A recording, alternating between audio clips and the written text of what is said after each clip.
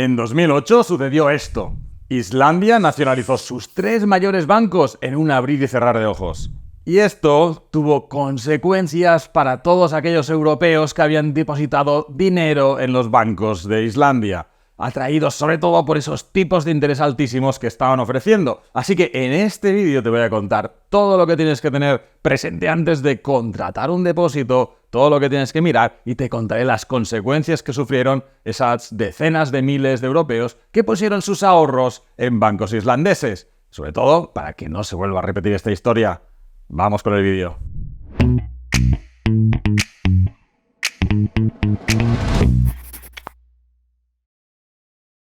Recuerda dejar un comentario con tus dudas, preguntas y sugerencias para futuros vídeos. Por supuesto, dale al like, comparte el vídeo y deja un comentario para ayudarme a hacer llegar a más personas este contenido. Lo primero que vamos a ver de un depósito es el tipo de interés que ofrecen, porque al fin y al cabo es su reclamo. Una rentabilidad asegurada, sin riesgo, para nuestros ahorros. En cuanto a la rentabilidad, hay que tener presente la diferencia entre TIN y la TAE. El TIN es el tipo de interés que te ofrece el depósito, pero la TAE no solo incluye el tipo de interés, sino que además le añade los posibles gastos extra que puedes tener por contratar ese depósito. Pues por ejemplo, si tienes gastos de constitución, o gastos de cancelación, o de reembolso, etc. Por tanto, si estamos comparando dos depósitos, debemos utilizar siempre el TAE, porque es lo que nos marca realmente lo que nos va a quedar neto antes de impuestos al contratar ese depósito. Pero este tema de los tipos de interés va muy ligado al siguiente punto importante que tienes que mirar, porque además es un punto en el que se suele crear algún tipo de confusión en muchas ocasiones, así que vamos a volver al ejemplo. Depósito a 6 meses al 3,07% TAE. Entonces, si invirtiéramos 10.000 euros, ¿cuánto ganaríamos? Pues muchas veces se cae en el error de decir, bueno, pues 10.000 euros al 3%, pues son 300 euros lo que voy a ganar. Pero esto no es así, porque el anuncio dice depósito a 6 meses, 3% TAE. Esto quiere decir que vas a cobrar la mitad del TAE, porque solo vas a estar 6 meses y no 12, porque el TAE y el TIN están expresados a 12 meses. Por tanto, en realidad, por esos 10.000 vas a ganar 150 aproximadamente. Si en lugar de 6 meses te estuvieran ofreciendo a 3 meses, entonces estarías ganando un tercio, por tanto, 100. Así que TIN, TAE, plazo van siempre de la mano para poder saber exactamente cuánto vas a recibir por esa inversión en el depósito. Sabiendo esto, te preguntaría, ¿qué es mejor? Pues contratar un depósito al 6% durante 6 meses o contratar un depósito al 6% durante 12 meses. Pues la respuesta es que viene a ser como lo mismo, ¿no? En general, pues si estás 6 meses, durante 6 meses cobrarás ese 6% o la parte proporcional, sacas un 3%, y si estás 12 meses, pues tendrás ese 6% completo porque vas a estar más tiempo. Entonces, en el de 6 meses, una vez ha vencido, pues lo que puedes hacer es volverlo a invertir. De aquí es donde está la posible ventaja o desventaja. Como han pasado 6 meses y lo vas a poder reinvertir, pues pueden pasar dos cosas. Que los nuevos depósitos pues paguen más y entonces pues inviertes en algo que da más y por tanto sacarás más rentabilidad porque los primeros 6 meses, pues por ejemplo has estado al 6% TAE y los siguientes 6 pues a lo mejor estás al 7%. Pues ya has ganado más que habiendo hecho un depósito de 6 meses durante 12 meses. Pero también te puede pasar lo contrario y es que los tipos de interés estén más bajos y por tanto te paguen menos por ese depósito. Bueno, en ese caso, digamos que perderás o más bien ganarás un poquito menos. Bueno, ¿y qué pasa si durante el periodo que tengo contratado el depósito resulta que necesito el dinero? Pues aquí es importante mirar, antes de contratar, por supuesto, cómo son las condiciones de cancelación. Dependen de dos parámetros principalmente. Uno es la forma en la que puedes rescatar. En muchos casos te van a obligar a rescatarlo todo, es decir, o todo o nada, no puedes dejar una parte dentro. Y en otros son más flexibles y te permiten hacer rescates parciales. Es decir, pues a lo mejor tienes 10.000 euros, necesitas 1.000 y puedes sacar 1.000 y dejar 9.000 que continúen trabajando y generando rentabilidad. Una vez tienes este punto mirado, el siguiente punto importante de la cancelación es ¿qué te va a costar esa cancelación? Lo normal es que no te paguen nada de los intereses. Eso quiere decir que si estás durante 12 meses invertido y tienes cancelación total, pues entonces aunque hayas estado 11 meses, simplemente te devolverán el dinero, pero no habrás ganado ni un solo euro durante el camino. De todo lo que hayas acumulado de rentabilidad desaparece porque no has cumplido con el plazo. Por tanto, hay que tenerlo esto presente. En la mayoría de los casos sucede esto y en algunos otros, pues sí, te dan un poquito menos de rentabilidad. Entonces, a lo mejor te dan, pues si tienes un tipo de interés del 3, pues te dicen, bueno, si lo liquidas antes, te vamos a dar el 0,5. Por tanto, son cosas a tener presente a la hora de comparar depósitos, ¿no? Mirar cómo lo puedes cancelar y después qué pasa cuando lo cancelas desde el punto de vista del rendimiento que vas a obtener por esa cancelación, ¿no? Muy de la mano de las condiciones de cancelación están las de renovación. En algunas ocasiones, los bancos pueden ofrecerte depósitos que se renuevan automáticamente. Esto quiere decir que cuando cumplen, cuando vencen, cogen el dinero que quedan y lo ponen en un nuevo depósito. Un nuevo depósito que normalmente pues, puede tener otras condiciones, especialmente el tipo de interés puede ser distinto. Por tanto, aquí hay que tener cuidado y te diría que si tienes un depósito que se renueva automáticamente, pues más o menos te pongas una alarma un mes, 2 antes para ir a hablar con el banco para que te cuente las condiciones del nuevo depósito que te van a ofrecer y allí puedes decidir si quieres o no que te lo renueven. Así que, acuérdate, ponte una alarma si tienes un depósito con renovación. Las vinculaciones son condiciones adicionales que te pone el banco para poder contratar un depósito concreto. Esto normalmente lo que hace es subirte el tipo de interés muchas veces. O sea, si cumples una serie de condiciones, en lugar de darte el 3, por ejemplo, pues te dan el 4. Así que muchas veces, o los más habituales, lo que te vas a encontrar son que tener la nómina allí domiciliada, tener unos recibos, tener una tarjeta, en fin, cosas de productos bancarios en general. Entonces, en una situación de esta, siempre hay que hacer los cálculos. Pues imaginemos una situación. Imaginemos que tenemos en el banco A una hipoteca de 100.000 euros y en esas 100.000 euros, si tengo la nómina domiciliada en el banco A, pues me dan una bonificación del tipo de interés del 0,5, es decir, pago un 0,5 menos de intereses de hipoteca. En cambio, tengo una opción que es coger la nómina, llevármela al banco B y en el banco B pues me van a dar por 10.000 euros que lleve el 4%. Tengo que llevar los 10.000 euros y mi nómina. Entonces, me sale a cuenta coger la nómina, sacarla de la hipoteca, pagar más intereses de la hipoteca y colocar esa nómina en otro banco que me van a dar por 10.000 euros el 4%. Pues hay que hacer los cálculos. Vamos allá.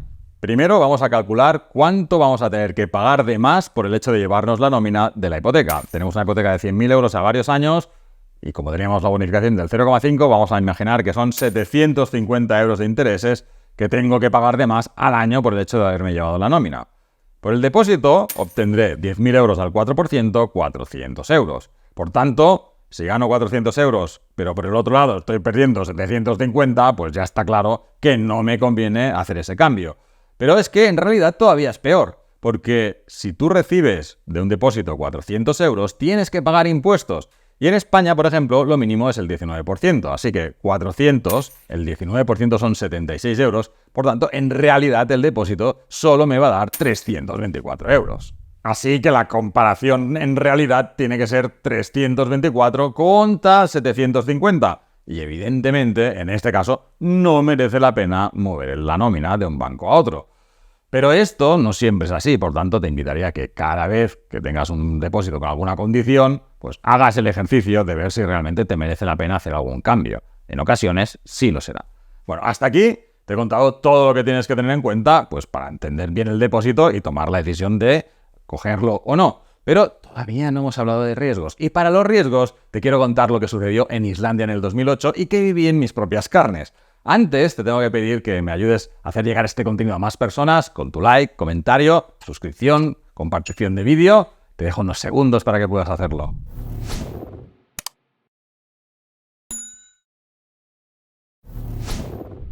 Como te decía, los depósitos también tienen riesgo y te lo quiero contar con lo que sucedió en Islandia en octubre de 2008. Porque en esa fecha, de un día para otro, nos levantamos y en Islandia se habían esfumado algunos miles de millones de dinero en depósitos de la noche a la mañana y ya no existían.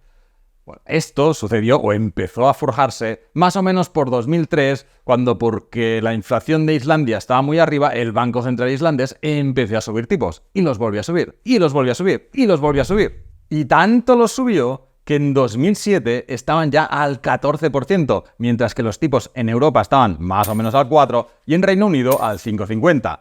Al tener los tipos tan elevados, pues sus bancos ofrecían unos depósitos muy atractivos, con depósitos, eso sí, en coronas islandesas que superaban el 10% de rentabilidad anual. Y esto, pues fue reclamo para todos los ahorradores europeos, así que hubo un flujo tremendo de dinero de cuentas de ahorradores europeos hacia cuentas de bancos islandeses para sacar ese 10% de rentabilidad.